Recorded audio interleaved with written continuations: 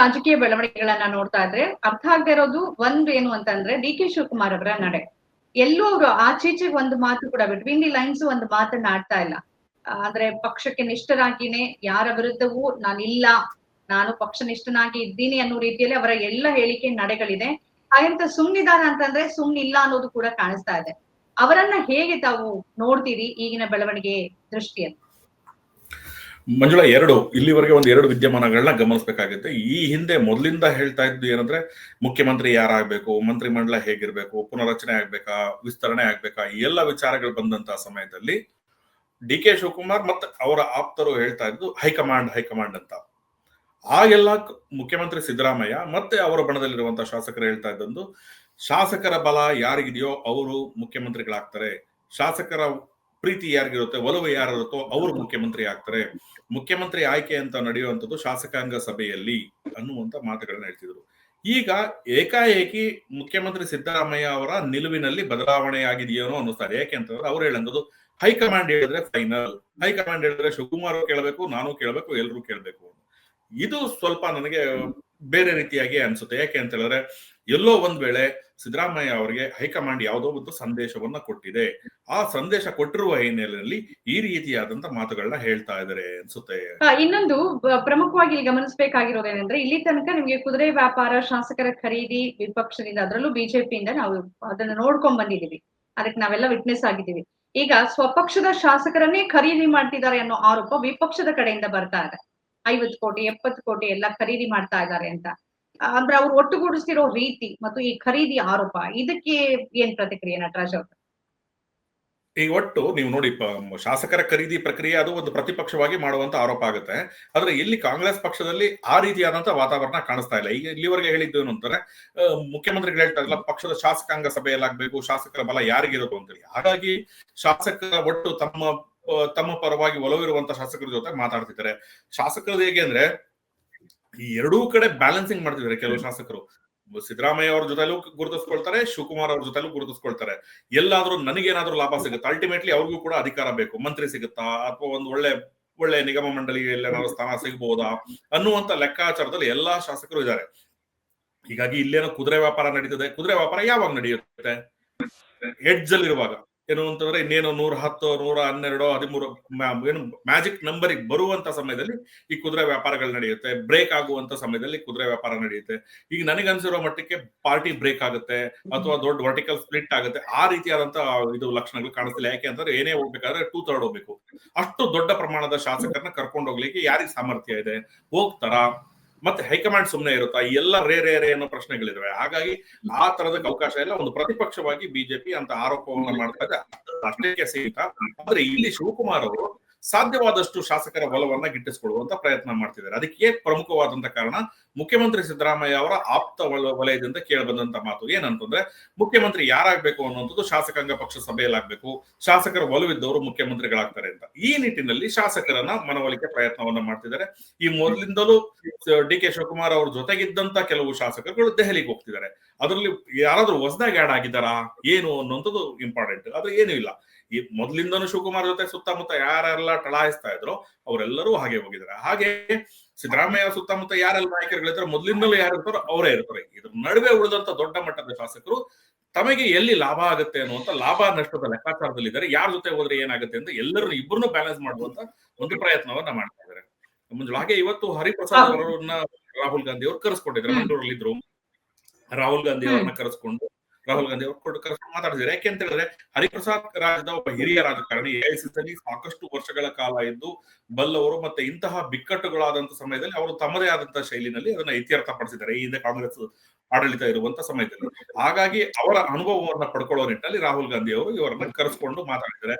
ಈ ವೇಳೆ ನನಗೆ ಗೊತ್ತಿರುವಂತ ಮಾಹಿತಿ ಪ್ರಕಾರ ಹರಿಪ್ರಸಾದ್ ಅವರು ಸ್ಪಷ್ಟವಾಗಿ ಹೇಳಿದ್ದಾರೆ, ನೋಡಿ ಈ ಆಂತರಿಕ ಬಿಕ್ಕಟ್ಟು ಅಥವಾ ಒಳಜಗಳ ಅಂತ ಏನ್ ಕರೀತಾ ಇದೀವೋ ಇದು ಪಕ್ಷ ಮತ್ತೆ ಸರ್ಕಾರದ ದೃಷ್ಟಿಯಿಂದ ಒಳ್ಳೆ ಬೆಳವಣಿಗೆ ಅಲ್ಲ.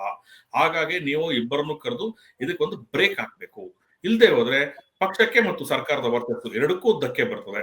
ನೀವು ಸಂಪುಟ ವಿಸ್ತರಣೆ ಮಾಡ್ತಿರೋ, ಪುನರ್ರಚನೆ ಮಾಡ್ತಿರೋ, ನಾಯಕತ್ವ ಬದಲಾವಣೆ ಮಾಡ್ತಿರೋ, ಏನಾದ್ರೂ ಮಾಡಿ ಬೇಗ ತೀರ್ಮಾನವನ್ನು ತಗೊಳ್ಳಿ. ಇಲ್ಲದೆ ಹೋದ್ರೆ ಇದು ಪಕ್ಷಕ್ಕೆ ದೊಡ್ಡ ಅಪಾಯವನ್ನ ತಂದೊಡ್ಡುತ್ತೆ ಅನ್ನುವಂತ ಮಾತನ್ನ ಹೇಳಿದ್ದಾರೆ ಅಂತ ಅನ್ಸುತ್ತೆ. ಹಾಗಾಗಿ ರಾಹುಲ್ ಗಾಂಧಿ ಈಗ ಅನಿವಾರ್ಯವಾಗಿ ಒತ್ತಡಕ್ಕೆ ಸಿಲುಕಿದ್ದಾರೆ. ಯಾವ ತೀರ್ಮಾನವನ್ನು ತಗೊಳ್ಬೇಕು ಅನ್ನುವಂಥ ದೃಷ್ಟಿಯಿಂದ ಇಲ್ಲಿ ರಾಹುಲ್ ಗಾಂಧಿ ಅವರ ಪರಿಸ್ಥಿತಿ ರಾಹುಲ್ ಗಾಂಧಿ ಮತ್ತು ಹೈಕಮಾಂಡ್ ನ ಪರಿಸ್ಥಿತಿ ಒಂದು ರೀತಿಯಲ್ಲಿ ತುಂಬಾ ಕಷ್ಟದಲ್ಲೇ ಇದೆ ಅಂತ ಹೇಳ್ಬೋದು. ಯಾಕೆ ಅಂತ ಹೇಳಿದ್ರೆ ಯಾರನ್ನ ಹೋಲಿಸಿದ್ರೆ ಯಾವ ರೀತಿಯಾದಂತಹ ಫಲಿತಾಂಶ ಬರುತ್ತೆ ಅನ್ನೋದು ಗೊತ್ತೋಸದೇ ಇರೋದಾದ್ರೆ. ಯಾಕೆಂದ್ರೆ ಮುಖ್ಯಮಂತ್ರಿ ಸಿದ್ದರಾಮಯ್ಯ ಅಂತಂದ್ರೆ ಯಾರು ಒಪ್ಲಿ ಬಿಡ್ಲಿ ರಾಜ್ಯದಲ್ಲಿ ಅತ್ಯಂತ ಪ್ರಭಾವಿ ನಾಯಕ ಮತ್ತೆ ಕ್ರೌಡ್ ಪುಲ್ಲರ್ ಅಂತ ಯಾರು ರಾಜಕಾರಣಿಗಳಿದ್ರೆ ಅವರು ಸಿದ್ದರಾಮಯ್ಯ ಅದರ ಮೊದಲ ಸಾಲಿನಲ್ಲಿ ನಿಂತ್ಕೊಳ್ತಾರೆ. ಹಾಗೆ ಸಂಘಟನೆಯ ವಿಷಯಕ್ಕೆ ಬಂದಂತ ಸಮಯದಲ್ಲಿ ಒಂದಷ್ಟು ಸಮಾವೇಶ ಮಾಡಬೇಕು, ಯಾವುದೋ ಒಂದು ಸಂಘಟನೆ ಮಾಡಬೇಕು, ಒಂದಷ್ಟು ಜನ ಸೇರಿಸಬೇಕು ಅನ್ನುವಂಥ ವಿಷಯಕ್ಕೆ ಬಂದಾಗ ಡಿ ಕೆ ಶಿವಕುಮಾರ್ ಮೊದಲ ಸಾಲಿನಲ್ಲಿ ಇರ್ತಾರೆ. ಒಂದು ಕಡೆ ವರ್ಚಸ್ವಿ ನಾಯಕ, ಇನ್ನೊಂದು ಕಡೆ ಸಂಘಟನಾ ಚತುರ. ಈ ಇಬ್ಬರನ್ನು ಕೂಡ ಬ್ಯಾಲೆನ್ಸ್ ಮಾಡ್ಕೊಂಡು ಹೋಗ್ಬೇಕಾಗುತ್ತೆ ಕಾಂಗ್ರೆಸ್ ಪಕ್ಷದ ಉಳಿದ ದೃಷ್ಟಿಯಿಂದ. ಯಾರಿಗೆ ಸ್ವಲ್ಪ ವ್ಯತ್ಯಾಸ ಆದ್ರೂ ಕೂಡ ಅದು ಪರಿಣಾಮ ಬೇರೆ ಆಗುತ್ತೆ. ಹಾಗಾಗಿ ಕಾಂಗ್ರೆಸ್ ಹೈಕಮಾಂಡ್ ಅತ್ಯಂತ ಎಚ್ಚರಿಕೆಯ ನಡೆಯನ್ನ ಇಡಬೇಕಾಗುತ್ತೆ. ನಟರಾಜ್, ನಿಮಗೆ ಏನ್ ಅನ್ಸುತ್ತೆ ಅಂದ್ರೆ ದಲಿತಾಸ್ತ್ರವನ್ನ ಹೂಡ್ತಾ ಇದ್ದಾರೆ, ಅದನ್ನ ಬಹಿರಂಗವಾಗಿ ಹೇಳಿಕೆನ ಅನೇಕ ನಾಯಕರು ಕೊಟ್ಟಾಗಿದೆ. ಡಿ ಕೆ ಶಿವಕುಮಾರ್ ಮುಖ್ಯಮಂತ್ರಿ ಆಗೋದಾದ್ರೆ ಅಂದ್ರೆ ಸಿದ್ದರಾಮಯ್ಯನವರು ಹುದ್ದೆ ಬಿಟ್ಕೊಡೋದಾದ್ರೆ ನಮಗ್ ಬೇಕು ಅಂತ ಪಟ್ಟು ಹಿಡಿತಾ ಇದ್ದಾರೆ. ಇದು ಎಷ್ಟು ಮಟ್ಟಿಗೆ ಈ ಬಾರಿ ವರ್ಕೌಟ್ ಆಗುತ್ತೆ? ಯಾಕೆಂದ್ರೆ ಡಿ ಕೆ ಶಿವಕುಮಾರ್ ಅವರ ನಾಯಕತ್ವವನ್ನ ಕೆಲವರಂತೂ ಒಪ್ಪೋದಕ್ಕೆ ಸಿದ್ಧರಾಗೇ ಇಲ್ಲ. ಇದು ಯಾವ ತರದ ಪರಿಣಾಮ ಬೀರ್ಬೋದು ಅಂತ ಅನ್ಸುತ್ತೆ? ಅದ್ರ ಜೊತೆಗೆ ಹುದ್ದೆಯನ್ನ ಬಿಟ್ಕೊಟ್ಟಿದ್ದೆ ಆದ್ರೆ ಸಿದ್ದರಾಮಯ್ಯನವರ ನಂತರದ ಸ್ಥಾನಮಾನ ಏನು?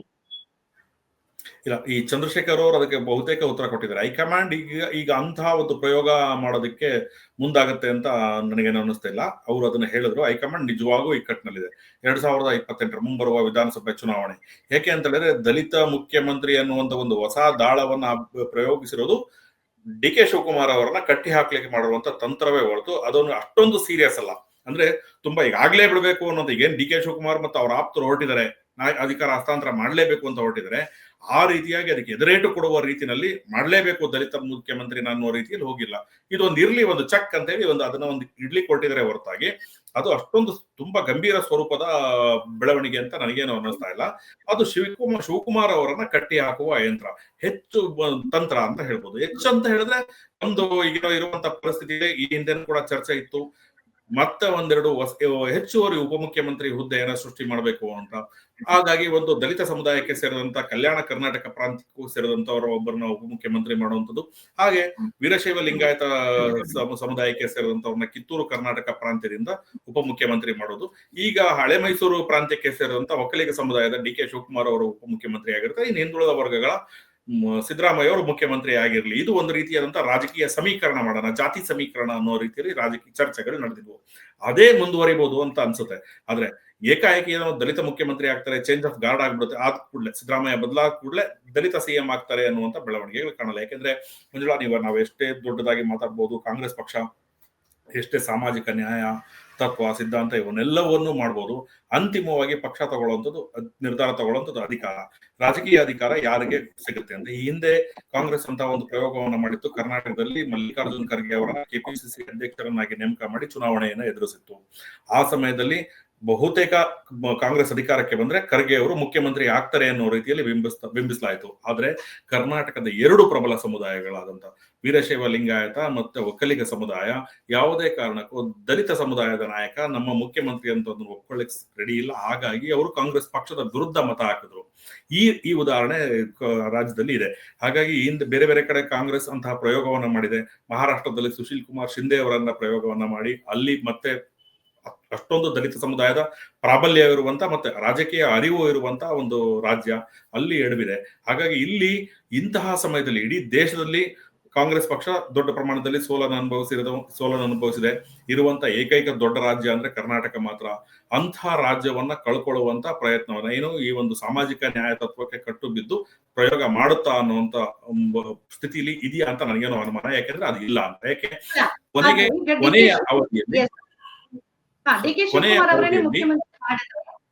ಅದನ್ನ ಕಳ್ಕೊಳ್ಳೋ ಈಗ ಎಲ್ಲರನ್ನ ಒಟ್ಟುಗೂಡಿಸ್ಕೊಂಡು ಹೋಗುವಂತ ಒಂದು ಜವಾಬ್ದಾರಿ ಮತ್ತೆ ಆ ತರದ ಒಂದು ಚಾಕಚಕ್ಯತೆ ಡಿ ಕೆ ಶಿವಕುಮಾರ್ ಅವರು ಇದೆಯಾ ಅಂತ ನೋಡಿದ್ರೆ ಸಿದ್ದರಾಮಯ್ಯ ರೀತಿ ಅಂತೂ ಖಂಡಿತವಾಗಿಯೂ ಇಲ್ಲ. ನೀವ್ ಹೇಳೋ ರೀತಿಯಲ್ಲಿ ಪಾಯಿಂಟ್ ಅನ್ನೇ ನೋಡಿದ್ರೆ 2028 ಚುನಾವಣೆಯನ್ನ ಗಮನದಲ್ಲಿ ಇಟ್ಕೊಳ್ಳೋದಾದ್ರೆ ಈ ಹುದ್ದೆಯಿಂದ ಇಳಿಸಿದ್ದಾದ್ರೆ ಅವ್ರು ನಿಷ್ಕ್ರಿಯರಾಗ್ತಾರೆ. ಅವ್ರು ಬಹಳ ಆಕ್ಟಿವ್ ಆಗಂತೂ ಖಂಡಿತ ಸಿದ್ದರಾಮಯ್ಯನವರು ಇರೋದಿಲ್ಲ. ಆಗ 2028 ಪಕ್ಷದ ಭವಿಷ್ಯ ಏನು, ಅಥವಾ ಎಲ್ಲರನ್ನ ಒಗ್ಗೂಡಿಸ್ಕೊಂಡು ಹೋಗಿಲ್ಲ ಅಂತಂದ್ರೆ ಪಕ್ಷದ ಭವಿಷ್ಯ ಏನು? ಒಂದು ಇಂಟರ್ನಲ್ ರಿಪೋರ್ಟ್ ಅಂತೂ ಇರುತ್ತೆ ಹೈಕಮಾಂಡ್ಗೆ.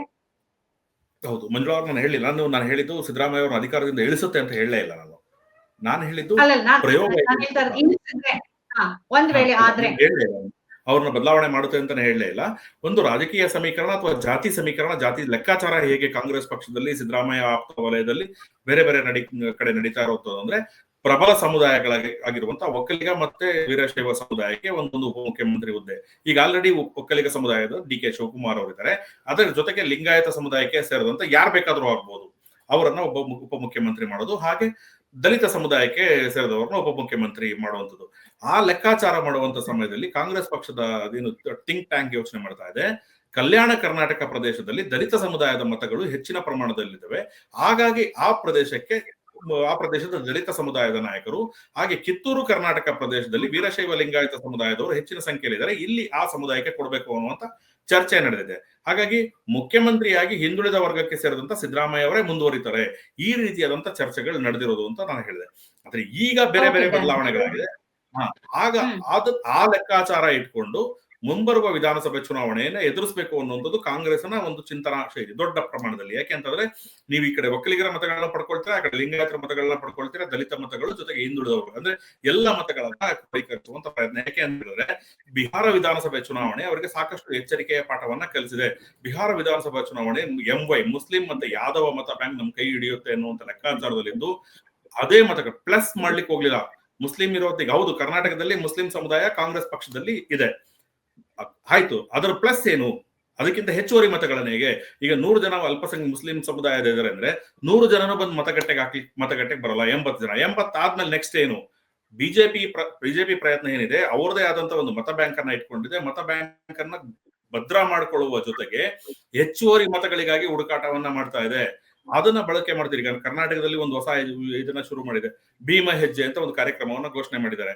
ಯಾವಾಗ ಪ್ರಿಯಾಂಕ್ ಖರ್ಗೆ ಅವರು RSS ಪಥಸಂಚಲನ ಇದಕ್ಕೆ ವಿರೋಧಿಸಿ ದಲಿತ ಸಮುದಾಯದ ಇದನ್ನ ಮುಂದಿಟ್ರು, ಸ್ವಲ್ಪ ಒಂದ್ ರೀತಿಯಲ್ಲಿ ಬಿಜೆಪಿ ತಡಬಡಾಯಿಸ್ತು. ಯಾಕೆ ಅಂತ ಹೇಳಿದ್ರೆ ಅದು ಒಂದು ರೀತಿ RSS ವರ್ಸಸ್ ಬಿಜೆಪಿ ಅನ್ನೋ ರೀತಿ, RSS ವರ್ಸಸ್ ದಲಿತ ಅನ್ನುವಂತ ರೀತಿಯಲ್ಲಿ ಪ್ರಯೋಗ ಮಾಡ್ತಿದ್ದಾರೆ ಅಂತ ಒಂದು ಎಚ್ಚರಿಕೆಯ ನಡೆಯನ್ನ ಇಟ್ಟು, ಈಗ ಅದು ತಣ್ಣಗಾದ ನಂತರವೇ ಏಕಾಏಕಿ ಮತ್ತೆ ದಲಿತರನ್ನ ಓಲೈಕೆ ಮಾಡುವ ನಿಟ್ಟಿನಲ್ಲಿ ಭೀಮ ಹೆಜ್ಜೆ ಅಂತ ಮಾಡ್ತಾ ಇದ್ದಾರೆ. ಮಹಾರಾಷ್ಟ್ರ, ಹಿಮಾಚಲ ಪ್ರದೇಶ, ಬೇರೆ ಬೇರೆ ರಾಜ್ಯಗಳಲ್ಲಿ ಈ ಬಿಜೆಪಿ ನಡೆದಂತ ಈ ಪ್ರಯೋಗ ಇದೆಯಲ್ಲ, ಸಂಘ ಪರಿವಾರದ ಮೂಲಕ ನಡೆದಂತ ಒಂದು ಏನು ದಲಿತ ಸಮುದಾಯಗಳ ಮತಗಳನ್ನ ಗಳಿಸುವಂತ ಒಂದು ಪ್ರಯೋಗ, ಅದು ಸಾಕಷ್ಟು ಯಶಸ್ಸನ್ನ ತಂದುಕೊಟ್ಟಿದೆ. ಅದನ್ನ ಇಟ್ಕೊಂಡು ಈಗ ಇವರು ಪ್ರಯತ್ನವನ್ನ ಮಾಡ್ತಾ ಇದ್ದಾರೆ. ಹಾಗಾಗಿ ಇಲ್ಲಿ ಕಾಂಗ್ರೆಸ್ ಅತ್ಯಂತ ಎಚ್ಚರಿಕೆಯ ನಡೆಯನ್ನ ಇಡಬೇಕಾಗತ್ತೆ. ಆ ದೃಷ್ಟಿಯಿಂದ ನೋಡುವ ಲೆಕ್ಕಾಚಾರಗಳು ನಡೆದಿದ್ದು, ಕೊನೆಯ ಹಂತದಲ್ಲಿ ಒಂದ್ ವೇಳೆ ಬದಲಾವಣೆ ಆದ್ರೆ ಯಾರನ್ನ ಮಾಡಬಹುದು ಅಂತ ಚರ್ಚೆ ನಡೀತಿದೆ ಹೊರತು ಸದ್ಯದ ಪರಿಸ್ಥಿತಿಲಿ ಆ ಬದಲಾವಣೆಯ ಮಾತುಕತೆಗಳು ನಡೆಯೋಲ್ಲ. ಒಂದ್ ವೇಳೆ ನಡೆದ್ರೂ ಕೂಡ ಈ ರೀತಿಯಾದಂತ ಚರ್ಚೆಗಳಾಗುತ್ತೆ. ಈಗಿರುವಂತ ವ್ಯವಸ್ಥೆ ಇನ್ನೊಂದಷ್ಟು ದಿನ ಮುಂದುವರಿಬಹುದು. ಕೆಪಿಸಿಸಿ ಅಧ್ಯಕ್ಷರಾಗಿ ಡಿ.ಕೆ. ಶಿವಕುಮಾರ್ ಅವರು ಮುಂದುವರಿತಾರೆ, ಮುಖ್ಯಮಂತ್ರಿಯಾಗಿ ಸಿದ್ದರಾಮಯ್ಯ ಅವರು ಮುಂದುವರಿತಾರೆ. ಸಂಪುಟದಲ್ಲಿ ಅದು ಕೂಡ ರಾಜಿ ಸೂತ್ರದ ಮೂಲಕ ಆಗುತ್ತೆ.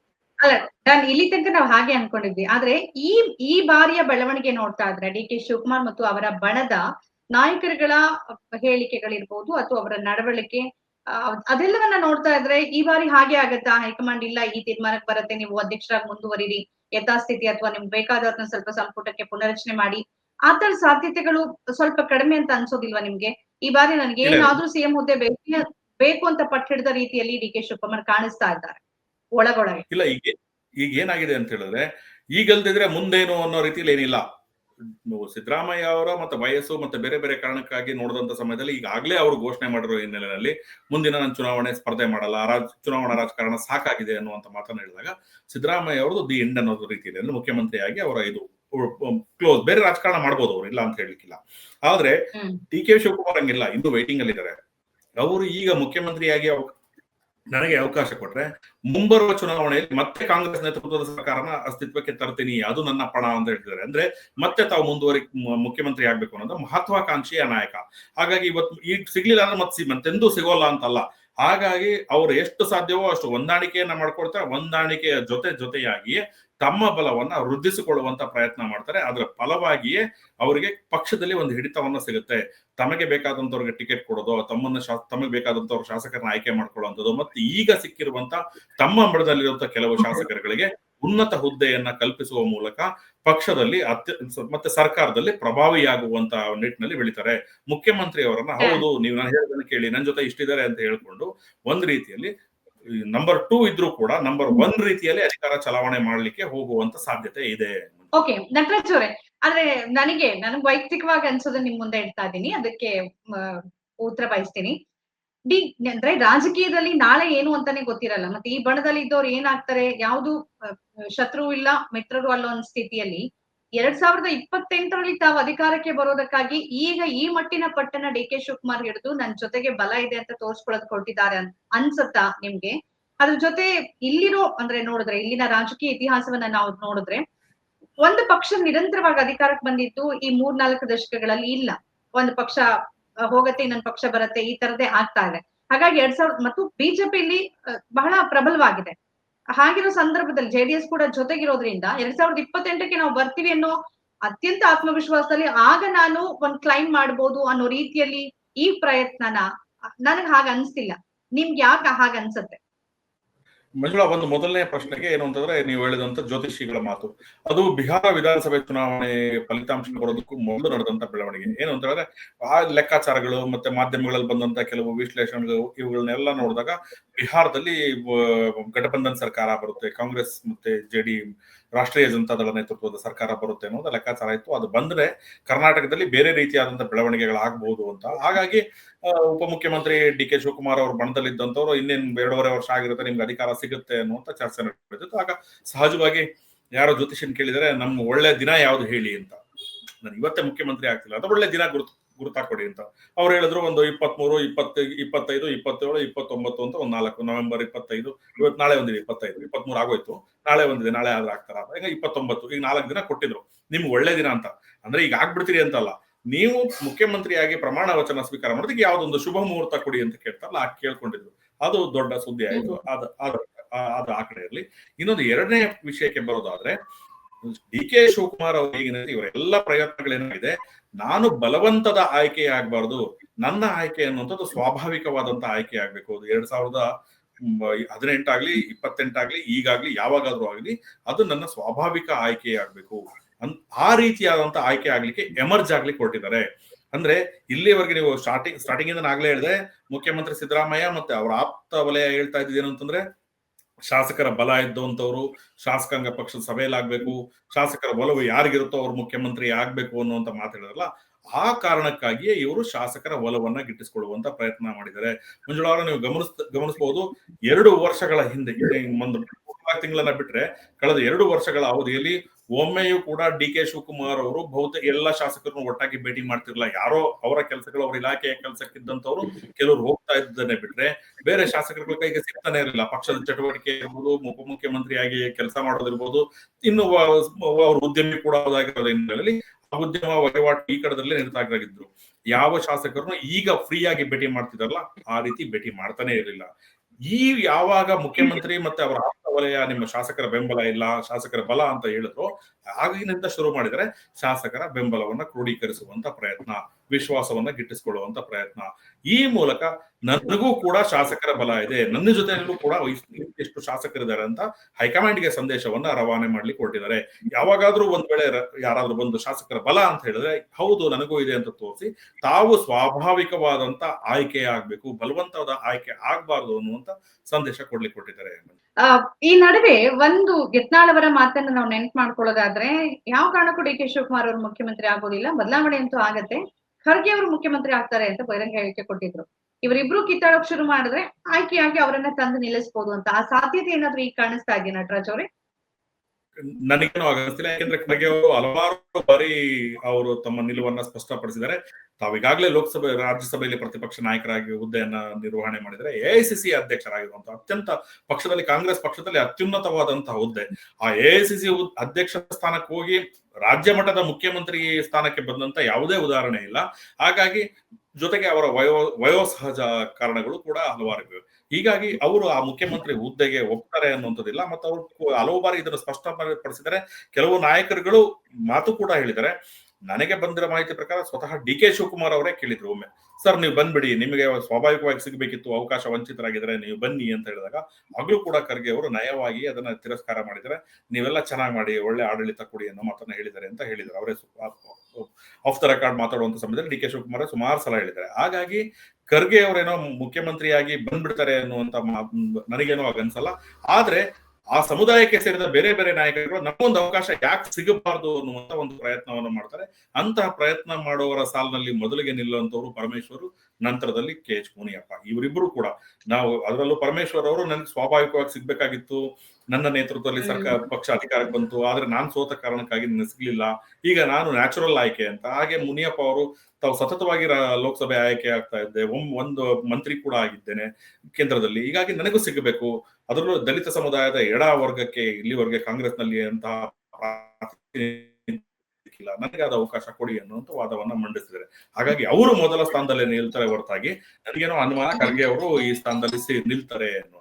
ನಟರಾಜ್ ಅವರೇ, ಕೊನೆಯದಾಗಿ ನಿಮ್ಮ ಸೋರ್ಸ್ ಪ್ರಕಾರ ನಿಮ್ಗೆ ಏನ್ ಅನ್ಸುತ್ತೆ? ಏನಾದ್ರೂ ಬದಲಾವಣೆ, ಯಾವುದೇ ರೀತಿಯ ಬದಲಾವಣೆ ಆಗೋದಿದ್ರೆ ಯಾವ ತರದ ಬದಲಾವಣೆ ಈ ಸಂದರ್ಭದಲ್ಲಿ ಆಗತ್ತೆ ಮತ್ತು ಅದರ ಪರಿಣಾಮಗಳು ಏನಾಗುತ್ತೆ ಅಂತ ಅನ್ಸುತ್ತೆ?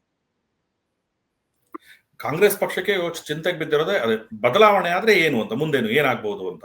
ಯಾಕೆ ಅಂತ ಹೇಳಿದ್ರೆ ಸಿದ್ದರಾಮಯ್ಯ ಅವರಂತ ಕ್ರೌಡ್ ಪುಲ್ಲರ್, ಜನಪ್ರಿಯ ನಾಯಕ. ನೀವು ಯಾವುದೇ ಊರಲ್ಲಿ ಹೋಯ್ತು ಕೂಡ ಸಿದ್ದರಾಮಯ್ಯ ಅವರು ಭಾಷಣ ಮಾಡ್ಲಿಕ್ಕೆ ಬರ್ತಾರೆ ಅಂದ್ರೆ ಕನಿಷ್ಠ ಒಂದು 5,000 to 10,000 ಜನ, ಮಿನಿಮಮ್ ನಾನು ವರ್ಸ್ಟ್ ಕೇಸಲ್ಲಿ ಹೇಳುವಂಥದ್ದು 10,000 ಜನ ಇರ್ತಾರೆ. ಅಂತಹ ಕ್ರೌಡ್ ಪುಲ್ಲರ್ ಮತ್ತೊಬ್ಬ ಯಾರು, ಆಲ್ಟರ್ನೇಟಿವ್ ಯಾರು ಅಂತ? ನೋ ಡೌಟ್ DK ಶಿವಕುಮಾರ್ ಸಂಘಟನಾ ಚತುರ, ಆದ್ರೆ ಜನರನ್ನ ತಮ್ಮ ಮಾತಿನ ಮೋಡಿಯಿಂದ ಸೆಳೆಯುವಂಥದ್ದು, ಆ ಮಾತುಗಾರಿಕೆಯಿಂದ ಒಂದು 2% ವೋಟ್ ಅನ್ನ ಪ್ಲಸ್ ಮಾಡ್ಕೊಳ್ಳುವಂತ ಸಾಮರ್ಥ್ಯ ಇದೆಯಾ ಅಂತ ಬಂದಾಗ ಆ ರೀತಿಯಾದ ಇದು ಇಲ್ಲ. ಹಾಗಾಗಿ ಅದು ಕೂಡ DK ಶಿವಕುಮಾರ್ ಅವರ ಗಮನಕ್ಕೆ ಇದೆ. ಹಾಗಾಗಿನೇ ಅವರು ಏಕ್ದಮ್ ನಾನು ರೆಬಲ್ ಆಗ್ತೀನಿ, ಇವತ್ತು ಕೊಡ್ಲಿಲ್ಲ ಅಂದ್ರೆ ಬಿಡಲ್ಲ, ನಾನು ಪಾರ್ಟಿ ಬ್ರೇಕ್ ಮಾಡ್ತೀನಿ, ಇನ್ನೊಬ್ಬರ ಜೊತೆ ಹೋಗ್ತೀನಿ ಅನ್ನೋಂಥದ್ದಲ್ಲ. ಮಾತಾಡಿರ್ಬೋದು, ಅವ್ರ ಜೊತೆ ಮಾತಾಡಿರ್ಬೋದು, ಬಿಜೆಪಿ ಜೊತೆ ಮಾತಾಡಿರ್ಬೋದು, JDS ನಾಯಕರ ಜೊತೆ ಸಹಜವಾಗಿ ಮಾತಾಡಿರ್ಬೋದು, ಅದೇ ಅಂತಿಮ ಅಲ್ಲ.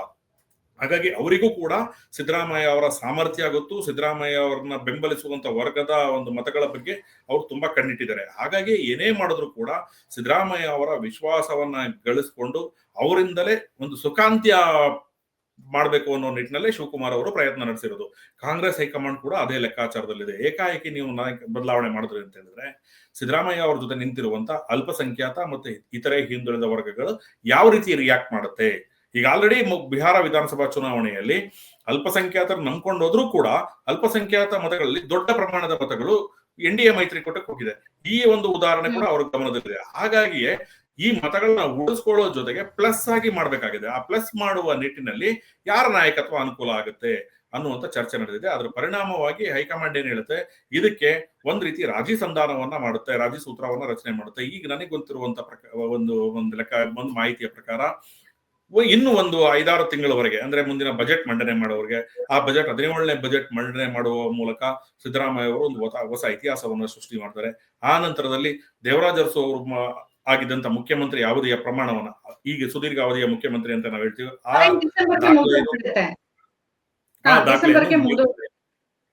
ಮುಗಿಯುತ್ತೆ, ಮೀರ್ತಾರೆ. ಅದಾದ ನಂತರ ಒಂದು ಬಜೆಟ್ ಬರುತ್ತೆ. ಹಾಗಾಗಿ ಮುಂದಿನ ಬಜೆಟ್ ಅಧಿವೇಶನ ಮುಗಿದು ಆ ಸಮಯದಲ್ಲೇ ಲೋಕಲ್ ಬಾಡಿ ಎಲೆಕ್ಷನ್ಗಳು ನಡೆಯುತ್ತೆ. BBMP ಇರ್ಬೋದು, ಜಿಲ್ಲಾ ತಾಲೂಕ್ ಪಂಚಾಯತಿ ಎಲ್ಲ ಚುನಾವಣೆಗಳು ಮುಗಿದ ನಂತರ ಅವರ ಏಕೈಕ ಗುರಿ ಇರುವಂತದ್ದು ಮುಂದಿನ ವಿಧಾನಸಭೆ ಚುನಾವಣೆ. ಆ ವಿಧಾನಸಭೆ ಚುನಾವಣೆಯನ್ನ ದೃಷ್ಟಿಯಲ್ಲಿಟ್ಕೊಂಡು ಸಿದ್ದರಾಮಯ್ಯ ಅವರ ಒಲವು ಮತ್ತು ವಿಶ್ವಾಸವನ್ನ ಗಿಟ್ಟಿಸ್ಕೊಂಡು ಮಾಡಿದ್ರೆ ಅಧಿಕಾರ ಹಸ್ತಾಂತರ ಮಾಡಬಹುದು. ಅದು ಬಿಟ್ರೆ ಇನ್ನೇನು ಆಗಲ್ಲ. ಇದೇ ಸ್ಥಿತಿ ಮುಂದುವರಿಯುತ್ತೆ. ಹೆಚ್ಚುವರಿಯಾಗಿ